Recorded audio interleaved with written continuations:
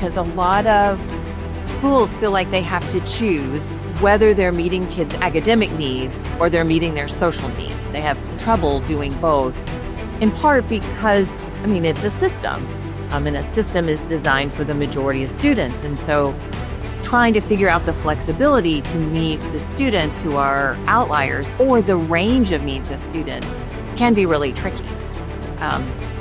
I've had the fortune of working in a public school district that, before I came to Kentucky, that had lots of different options for different students. And they were very purposeful about offering different kinds of programs. So they partnered with charter schools. They opened a school for highly gifted students who are extreme outliers. They offered a lot of different kinds of things for different students because they wanted to meet the range of students' needs. Americans are capable of achieving extraordinary things when they have the freedom and opportunity to do so. This is American Potential. Hey everyone, welcome to the American Potential Podcast. I'm your host, David Fromm. When you're sitting around talking about stuff that matters, the conversation can sometimes turn towards talking about your kids. I know that's how it is for me. Not just how they're doing, but about the school they go to, and if you, as a parent, like it or not. Because, as a parent, you want your kid to be in a place where curiosity isn't just allowed, it's encouraged. A place where they can explore and chase their interests. That kind of atmosphere can make all the difference in how they see the world. And that brings us to today's discussion about an academy in Kentucky. It's one of those schools that is really intentional about giving students that space to grow. They built their program around letting kids dive deep into the world of STEM. This academy not only helps the students, but the state and its workforce as well. By the time these students graduate, they will have already enough college credit hours to have an associate's degree, which really gives them a jump on their next step. So let's learn more about this academy and how it came about with the director of Gatton Academy, Lynette Breedlove. Lynette, welcome. Thank you. It's wonderful to be here. It's always great to talk about the Gatton Academy and what we do. Awesome. That's good. But before we get going, I had to ask, because there's a kind of a fun fact about you that I learned from the interview previous that I think is just so interesting. So your mom was a fire chief, right? And yes. When you guys would travel, you stopped around to fire stations. Is that right?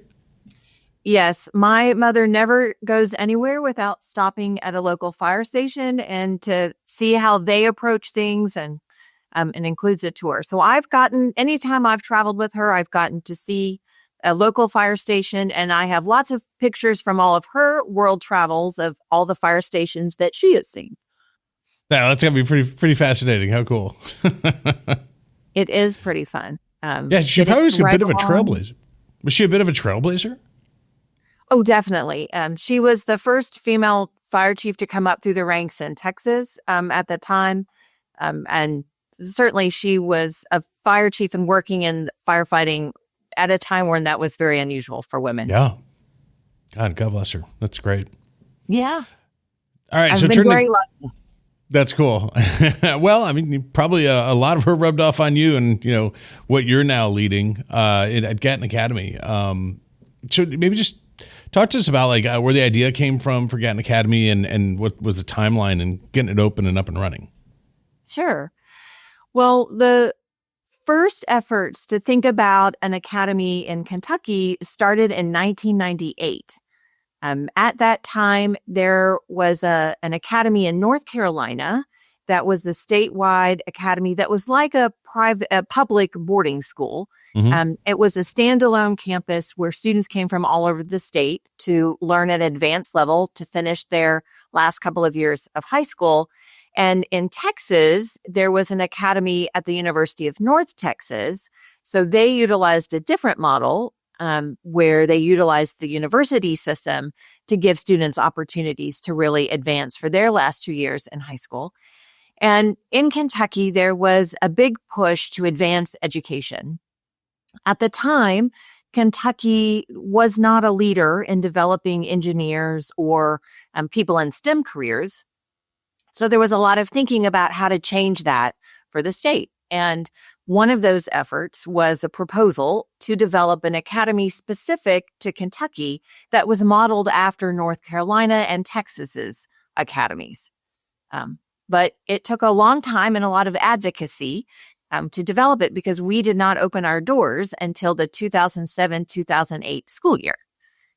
So it took a lot of learning and advocacy to help people understand the benefits of an academy like ours, particularly in addressing brain drain and workforce development so that Kentucky could compete with the states around us and internationally.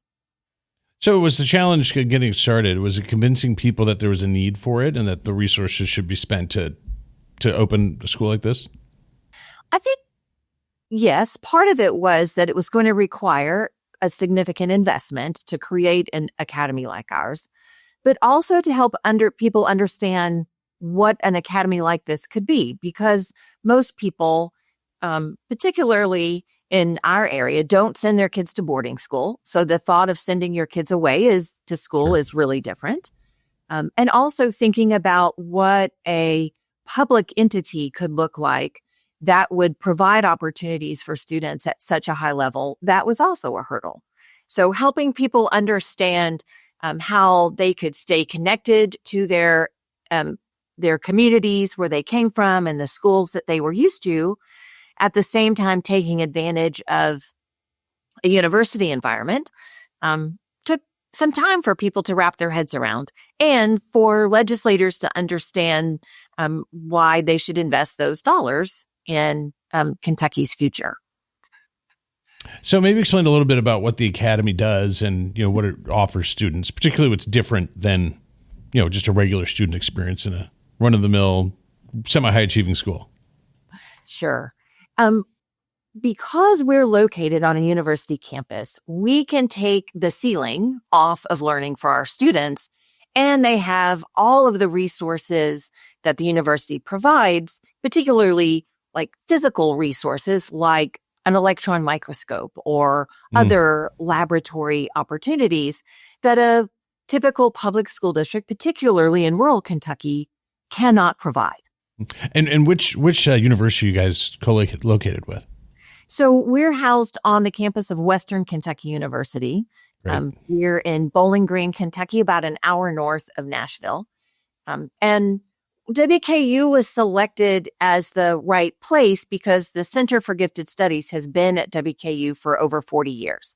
And their expertise was part of that proposal, and we grew out of their work. So people knew what was offered here at WKU, and there was a lot of support from local superintendents and other key people, stakeholders that were a part of building the proposal and building that out. So what the Gatton Academy is, we are a 2-year residential program for high school students who finish their last 2 years of high school, basically by starting college. But they live in our dedicated residence hall with full-time staff who support them and focus on supporting their academic and personal growth. And then during the day, they're like college students. They are fully embedded in the university for all of their classes. So they take calculus and they take biology, or they take microbiology, or they take biophysics. And those classes are with other WKU students and taught by WKU faculty. So by day, they are college students. And then by night, they come back to our building in the evenings. We have a curfew and we do, checks to make sure everyone's here and doing what they're supposed to do. But then they have a community of peers who are high ability, students from across Kentucky who are high school age. So they can have all the academics the university offers. And then in the evenings, they have the community that's appropriate for their age and their developmental level. So it's a great way to meet all of students' needs in a way that utilizes existing resources.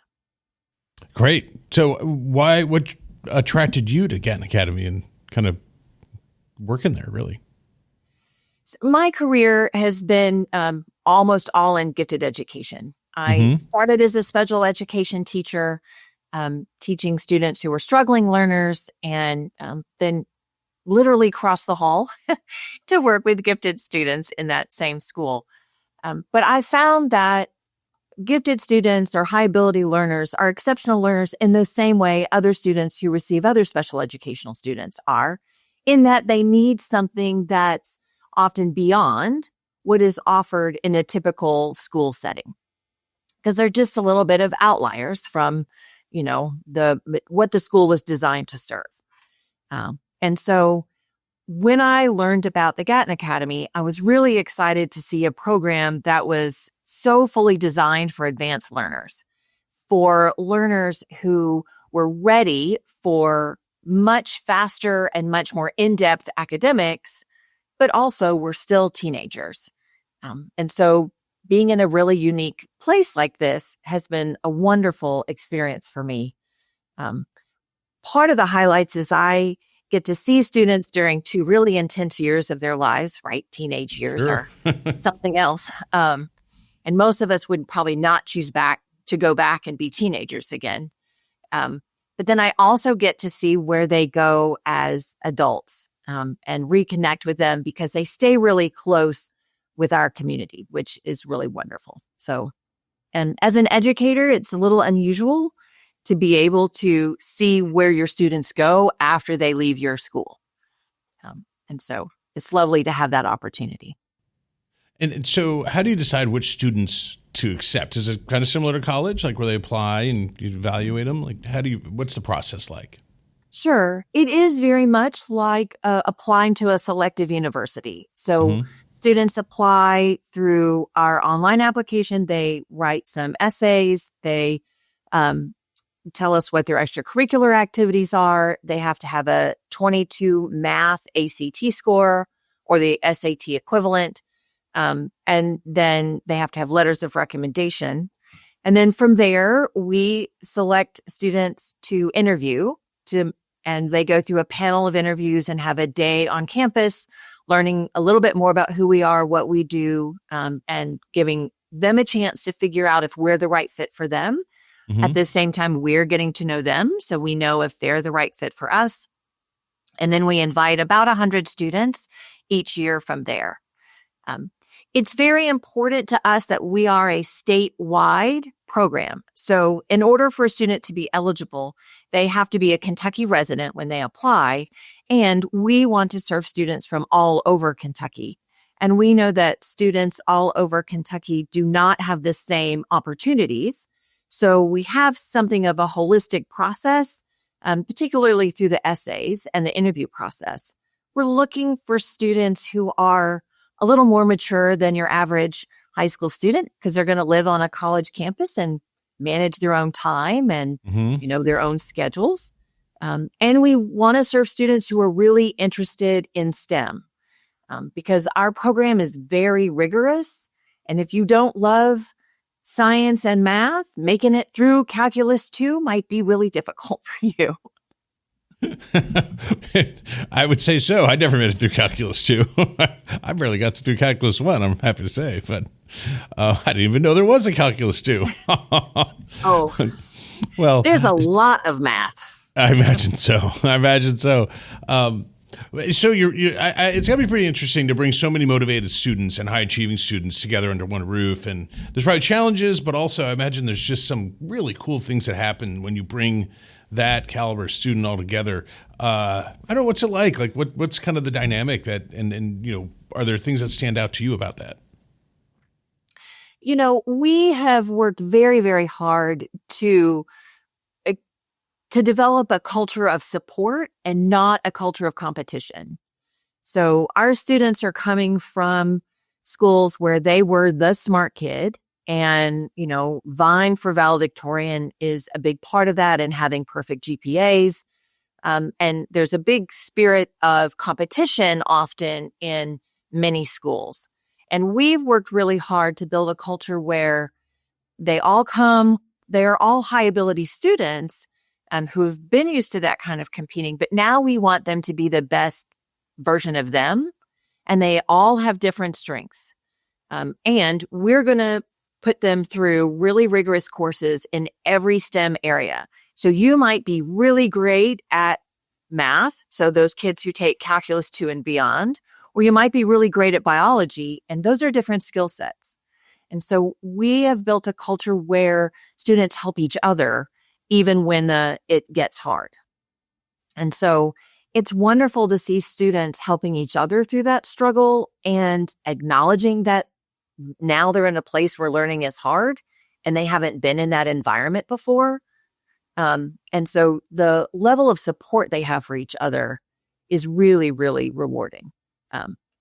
But then you also get to be, part of some really interesting conversations between those kids who are really interested in philosophy or talking about physics or how philosophy and physics are related, or, the research they're doing that I rarely can even understand what the title of their research is. I'm not the professor in mechanical engineering, so I don't really know what the forces and the materials they're using to test are. But the conversations they have, because they all allow each other to really nerd out in their topic area, is just really wonderful. It's interesting to me. You talk about there's always going to be some competition, but getting them to work together, respect one another. It strikes me that that's great preparation for going into the workforce. They're going to have great jobs. They're going to be on teams of other high achieving individuals who are hired, and some who have more experience and knowledge, and that might be intimidating. But at some point, we all want our teams to work together to achieve more, because it's more than you can achieve more than just as individuals. So I'd imagine this. I think that some typical high school environments don't necessarily cultivate that, whereas it seems like this would really prepare students well for that reality. One of the challenges students face when they are working in groups, when you're a high achieving student, our students are selected to come to us because they care about their grades and they care about their academic performance. That's one of the reasons why they choose to leave home and come to our program. But that often means that they've taken over every project they've ever done, or done all the work for anyone who they deem is sort of not up to par or slacking a little. And so our students have to learn that you work better if you're not the only voice, and you have to value other people's work and other people's strengths. And coming together in an environment where people have similar abilities actually teaches you to navigate that. And then they take those same skills out to a more diverse group. So because they work together here, they learn to be better partners when they work in their, lab groups here at WKU that include WKU students and Gatton students. And they don't walk around our university with a big label that says I'm a Gatton student. They just blend in.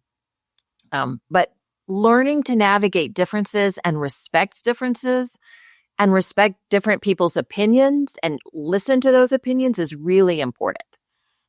And because of the community aspect here, I think our students learn that and then can apply that very quickly as they leave the academy. Yeah, that is some great preparation. One of the things that I always that in the show we've talked about education freedom, other parents making decisions for their kids, and some of the policy ramifications there. But at the end of the day, the vast majority of students, 97%, go to public school, and we want public schools to meet as many needs and be as dynamic as possible. And we talk about education freedom sometimes. A lot of people think that just means school choice or vouchers or education savings accounts and all. But the reality is that greater freedom in the public system is essential for our nation to have the workforce that we need and to meet the needs of kids. And I love this because so often the standout kids, the kids who are high achieving, can get overlooked because it's they're fine. I need to focus on the folks who are lagging, and I understand that, but we need to be able to do both. I'll tell you a quick story, which you being in the kind of the gifted, your career being around gifted kids might be familiar or not familiar. Hopefully not familiar. I have a colleague who's just a super smart guy. You talk to him for 2 minutes and you're like, okay, you're one of those really smart guys. And he went to school up in Boston, a very elite school. And in elementary school, they said, wow, you're really smart. And they put him in a closet for 2 years to learn on his own. Because he's like, they're like, we're going to hold you back. We're going to stick you in this closet and you can learn on your own. And then after the second year, there was another kid they put in with him. And I was like, man, they seemed a little prepared for like the really outstanding students. And now eventually high school, another thing, he was able to go to a very elite high school and, have his needs met. But it just struck me like, we haven't always done it the right way when we're trying to meet the needs of really smart, talented kids. That story really resonates because a lot of schools feel like they have to choose whether they're meeting kids' academic needs or they're meeting their social needs. They have trouble doing both, in part because, it's a system, and a system is designed for the majority of students. And so trying to figure out the flexibility to meet the students who are outliers or the range of needs of students can be really tricky. I've had the fortune of working in a public school district that, before I came to Kentucky, that had lots of different options for different students. And they were very purposeful about offering different kinds of programs. So they partnered with charter schools. They opened a school for highly gifted students who are extreme outliers. They offered a lot of different kinds of things for different students, because they wanted to meet the range of students' needs. So it is possible, and it is possible, like at the Gatton Academy, to meet students' academic and social needs. And one of the benefits of the Gatton Academy is that we offer, you were talking about your friend's elite education, we're able to offer something that's very similar to an elite private education, but for any student from across the Commonwealth who we can accept.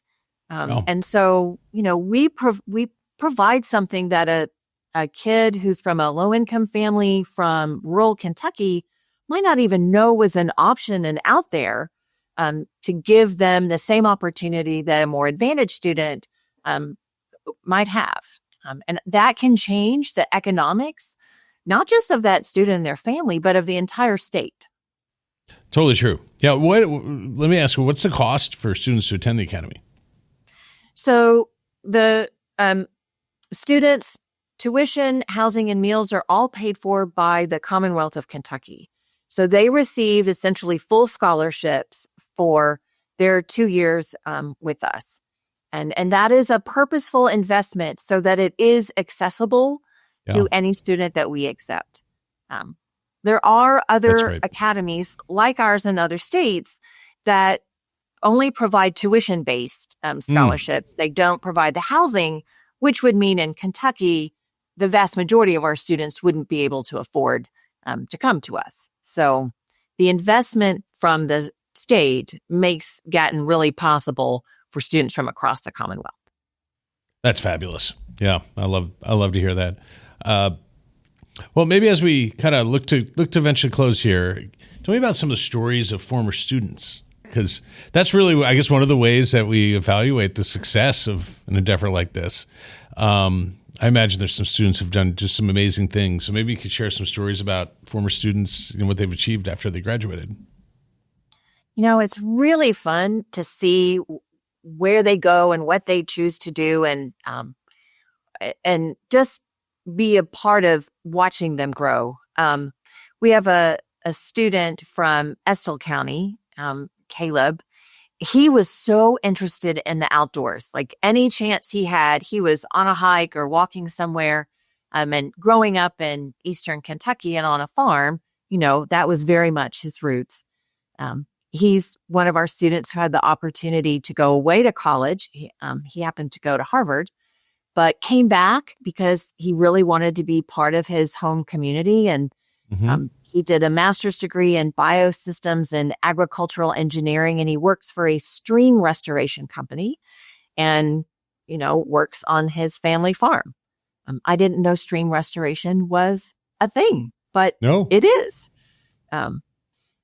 Jenna, one of our students who was interested in medicine, she is from sort of northwestern Kentucky in a rural area.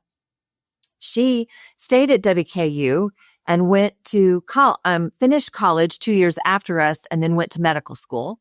So essentially, she was able to start medical school 2 years early, which is one of the nice benefits of our program. She's doing her residency in pediatrics now at University of Kentucky because she wants to serve people in her home community. So she wants to go back to Trimble County to serve students and young people there. Engineering, we've got quite a few folks who are interested in aeronautics or in space. So we've got some folks at NASA and some folks at SpaceX, which is kind of fun. Very cool. Yeah. And, at some point when there's a launch, I'm hoping we'll get an invitation to one of those launches through those connections, but we'll see what happens. That's great. Nathan, another one of our alums, he's got a couple of patents in mechanical engineering. He works for a company that does conveyor systems, and he's got some patents on some guide rails. And so he's also here. And then we have an alum we often highlight who happens to be a dentist and owns a leather good company that he started while he was here at WKU. So, Nice. We have students who do. We have also alum who are lawyers and who are financial advisors and actuaries and all different, and some who didn't choose to stay in STEM. But they're all pursuing things that are really passionate to them.